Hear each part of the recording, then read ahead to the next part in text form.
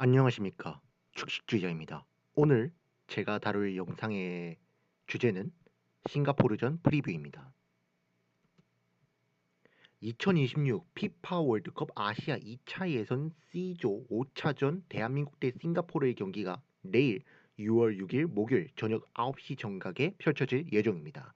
장소는 싱가포르 국립경기장이고요. 싱가포르 원정입니다. MBC, SBS 같은 지상파가 이번 경기에 중계에 나서고요. 온라인에서는 쿠팡 플레이가 중계를 합니다. 싱가포르전을 앞두고 간혹 이렇게 생각하시는 분들이 있을 겁니다. 싱가포르? 그 피파 랭킹 뭐 150위권? 약체 아니야? 뭐 그냥 이기지 않겠어? 싱가포르전이 무슨 대수라고 이렇게 큰 소리를 치는 건지 이런 식으로 생각하는 분들이 계실 겁니다. 저는 개인적으로 그렇게 생각하지 않습니다. 물론 싱가포르가 대한민국에 비해서 전력상으로 그리고 선수들의 퀄리티를 따졌을 때도 약체이긴 하지만 결코 방심해서는 안 됩니다. 그리고 무엇보다 이 경기는 피파 월드컵에 참가하기 위해서 치러지는 예선의 한 과정입니다. 그렇기 때문에 결코 가벼이 여길 수 있는 경기가 아닙니다. 그리고 이번 경기를 포함해 다음 중국전도 굉장히 중요합니다. 저는 그 이유를 묻는다면 전 이렇게 대답할 수 있습니다. 바로 3차 예선 시드 배정 때문입니다. 더 자세하게 얘기를 해보도록 하겠습니다. 3차 예선 일본 시드 경쟁을 위해서입니다. 대한민국하고 호주는 지금 3차 예선에 남은 일본 시드 한 자리를 두고 경쟁을 벌이고 있습니다. 일본과 이란이 진즉 일본 시드를 차지한 상태에서 이제 남은 한 자리를 누가 차지할 거냐를 두고 경쟁을 벌이고 있는데요. 지금 피파 랭킹도 그렇고 피파 랭킹으로 인한 점수를 봐서도 알겠지만 차이가 거의 없는 상태라 해도 과언이 아닙니다. 대한민국이 조금이라도 잘못하면 호주한테 3위 자리를 넘기면서 3차 예선 일본 시드 자리를 내줄 수 있습니다. 대한민국하고 호주의 남은 경기들을 분석해 봤습니다. 한국 같은 경우는 싱가포르, 중국이 있고 호주 같은 경우는 방글라데시와 팔레스타인이 있습니다. 싱가포르와 중국이 호주가 붙을 상대들인 방글라데시와 팔레스타인보다는 각각 피파 랭킹이 높은 편이기 때문에 대한민국이 두 경기를 다 승리하여 잡아낸다면 1포트 일본 시드에 남은 한 자리를 차지할 수 있습니다. 그러나 차지하지 못하게 된다면 얘기는 달라지게 됩니다.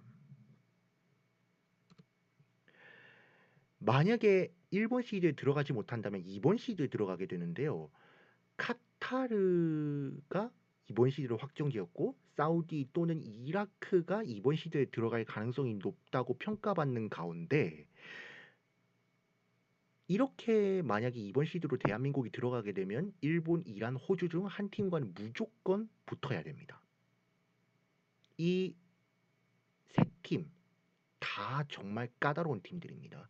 특히 이란 정말 대한민국을 월드컵 최종 예선 때가 열릴 때마다 한국하고 같은 조에 속해서 한국을 얼마나 많이 괴롭힌 국가입니까?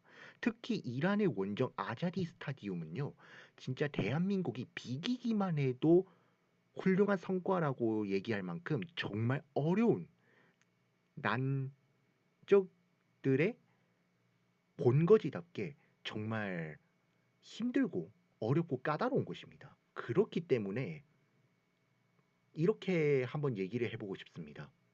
피할 수 있다면 일본 시드에 일본과 이란을 피하는 게 나을까요? 아니면 이번 시드에 카타르와 사우디 또는 이라크를 피하는 게 나을까요?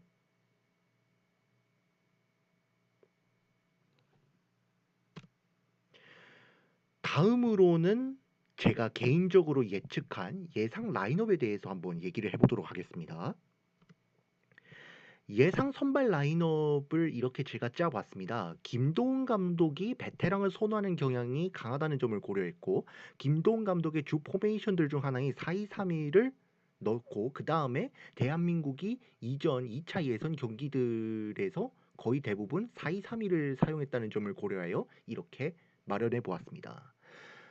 골키퍼는 김승규 선수가 부상으로 빠진 가운데 조현우 선수가 들어설 것으로 예상이 되고요. 수비수 같은 경우는 뽀백으로 구성되어 김진수, 권경원, 조유민, 황재원 이렇게 구성이 될 것입니다. 김진수 선수야 뭐 워낙 국가대표팀에 많이 뽑힌 베테랑이니까 그렇다 치더라도 권경원 선수와 조유민 선수 같은 경우는 다소 생소한 조합인데, 이는 김영권 선수, 김민재 선수가 1선발로 나오던 기존의 A매치 경기들과는 다른 모습이 펼쳐질 것입니다. 김영권 선수 같은 경우는 이번에 발탁이 안 됐고요. 김민재 선수 같은 경우는 부상으로 뽑히지를 못했습니다. 그렇기 때문에 이런 새로운 조합이 나올 수가 있게 된 겁니다. 그리고 라이트백 같은 경우도 김문환 선수도 그렇고 서령우 선수도 그렇고 두 분 모두 다 부상을 입었기 때문에 새로운 뉴페이스들이 들어설 예정인데, 아무래도 황재원 선수와 최준 선수 이 둘 중 하나가 나오지 않을까 싶습니다. 하지만 황재원 선수가 최준 선수보다는 상대적으로 더 많이 기회를 부여받았기 때문에 아마 황재원 선수가 선발로 나오지 않을까 이렇게 예상을 해봅니다. 삼선 미드필더진 같은 경우에는 정우영과 황인범 이렇게 넣었는데요.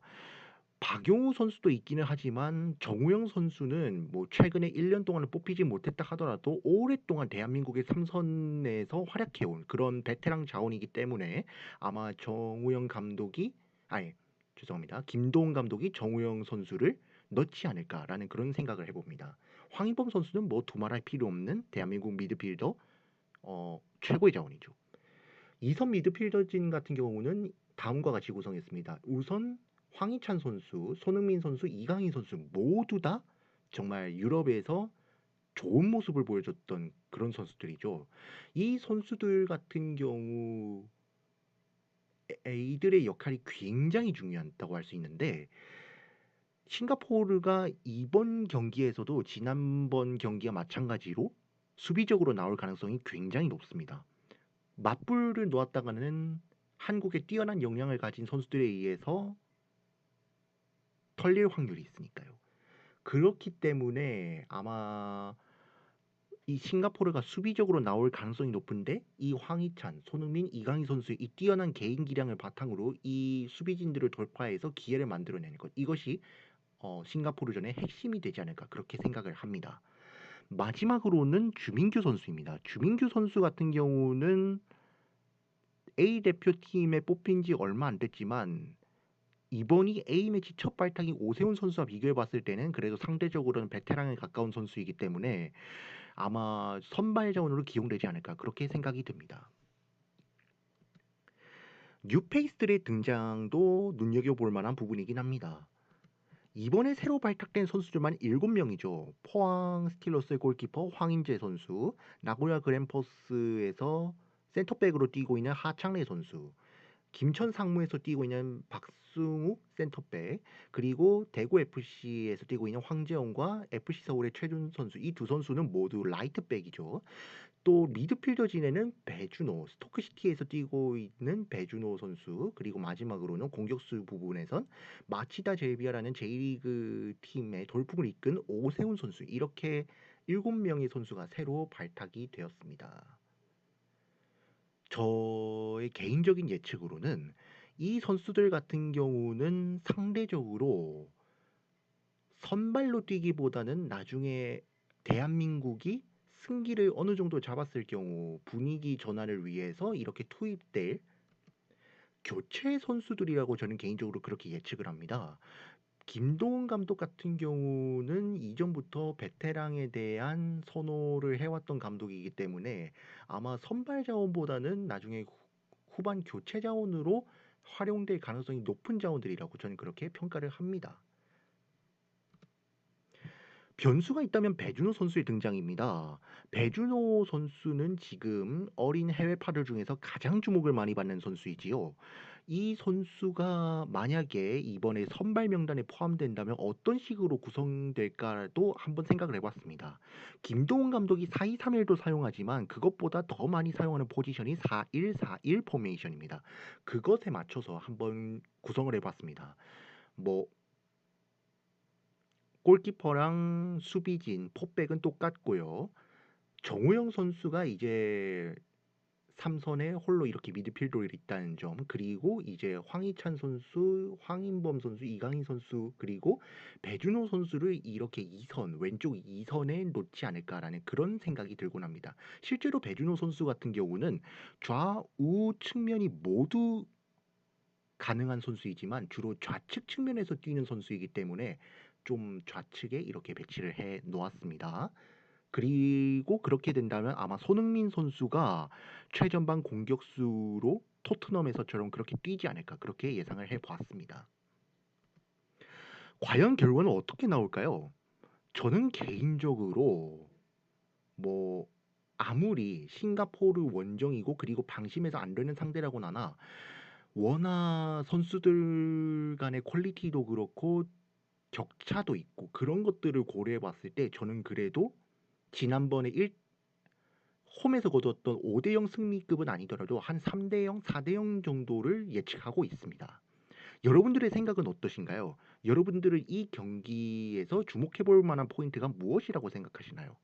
내일 있는 경기를 보면서 다 같이 그런 거에 대해서 한번 생각해 보는 것도 괜찮을 것 같습니다. 오늘 영상은 여기서 마치겠습니다. 구독, 좋아요, 알림 설정은 저 축식주의자를 굉장히 뛰게 하고 움직이게 하는 원동력이 됩니다. 오늘 영상도 끝까지 봐주신 점 감사드립니다. 수고하셨습니다.